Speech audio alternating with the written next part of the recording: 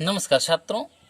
Dzire point के एक नए वीडियो लेक्चर में मैं एस के सर हिंदी विषय के साथ आप सभी का स्वागत करता हूं, जिसमें हम सभी रसखान द्वारा रचित कवित्व के बारे में पढ़ेंगे। तो देखिए, गोरज बिराजे भाल लहलही बनमाल, आगे गया पाछे ग्वाल, गावे मृदुबानी री, तैसी धुनि बासुर की मधुर मधुर जैसी, बंक चितवनि मंद मंद मुस्कानी री, कदम बिटप के निकट तटिन के तट, अटा चढ़ी चाहे पीत पट फहरानी रे, रस बरसावे तन तपन बुझावे, नैन प्राण निरिझावे, वह आवे रस खानी रे। तो देखिए, इस पद में गोपी कृष्ण के एक गोपी कृष्ण की प्रशंसा करते हुए उनके जो है सुंदर दृश्य का वर्णन करते हुए कह रही है कि इस प्रकार से जब कृष्ण गाय चरा करके आ रहे हैं तो उनके जो मस्तक पर जो है धूल लगी हुई है वह कैसे सुशोभित हो रही है, तो उसी का वर्णन इसमें है। तो देखिए, कह रही कि हे सखी देखो, गोरज बिराजे भाल लहलही बनमाल। लहलही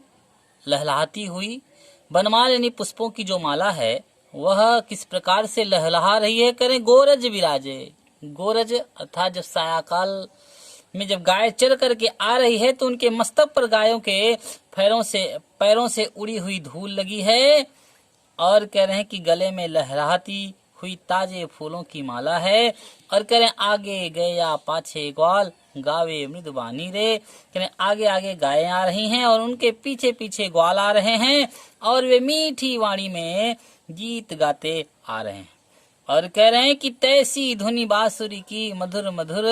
कह रहे उनके बांसुरी की जो मिठास है, जो बांसुरी की धुन है बड़ी ही मीठी है, और उतनी उसी प्रकार है जैसे कह रहे हैं कि बंक चितवनि मंद मंद मुस्कानी रे, जैसी उनकी टेढ़ी दृष्टि और मंद मंद मुस्कान जैसी सुंदर उनकी बांसुरी की मधुर मधुर आवाज है। कह रहे हैं कि कदम बिटप के निकट तटिन के तट,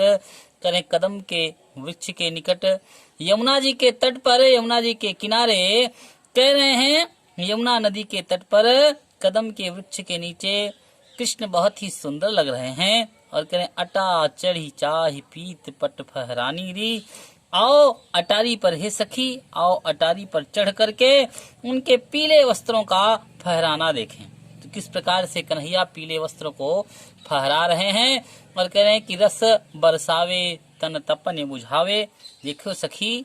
वह रस की आनंद की वर्षा करके जो है शरीर की तपन को मिटा रहे हैं। कह रहे हैं कि रस बरसावे, आनंद की बरसात करके तन शरीर की जो है गर्मी को किस प्रकार से वह मिटा रहे हैं। और प्राण ही रिझावे, वह आवे रस खाने री, वह हमारे प्राणों को और हमारे आंखों को रिझा रहे हैं, और यह मुझे अत्यंत आनंद प्रदान करें। प्राण ही रिझावे, किस प्रकार से वह प्राणों को रिझा रहे हैं। आवे रस खानी रे, जो कन्हैया इस प्रकार से हमें आनंद दे रहे हैं। तो फिर से देखिए कि गोपी कह रही है कि जो है कृष्ण जो है जब आ रहे हैं और उनके मस्तक पर गायों के पैरों से उड़ी हुई धूल लगी है, और उनके गले में लहराती हुई ताजे फूलों की माला है। आगे आगे गायें जा रही हैं, पीछे पीछे उनके ग्वाल आ रहे हैं, और वे मीठी वाणी में गीत गाते आ रहे हैं। कह रहे हैं कि उनकी जो टेढ़ी, बंक माने होता है टेढ़ी, चितवनी मतलब देखना, या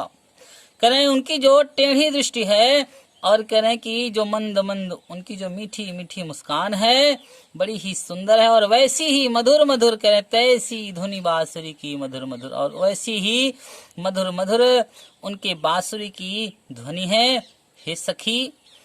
यमुना के तट पर, कह रहे हैं कि कदम बिटप के निकट तटिनी के तट, तटिनी अर्थात नदी, यमुना नदी के तट पर,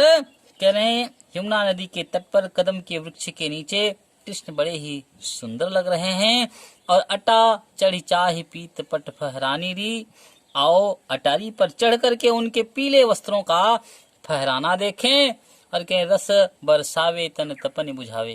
किस प्रकार से वे आनंद की बरसात कर रहे हैं, जिससे कि शरीर की जो गर्मी है वह शांत हो रही है और करें नयन प्राण ही रिझावे, और नेत्रों को और प्राणों को जो है वह रिझा रहे हैं, किस प्रकार से प्रसन्न कर रहे हैं, करें आवे रस खानी री, इस प्रकार से जो है वह अत्यंत ही सुंदरता आनंद प्रदान कर रहे हैं। धन्यवाद।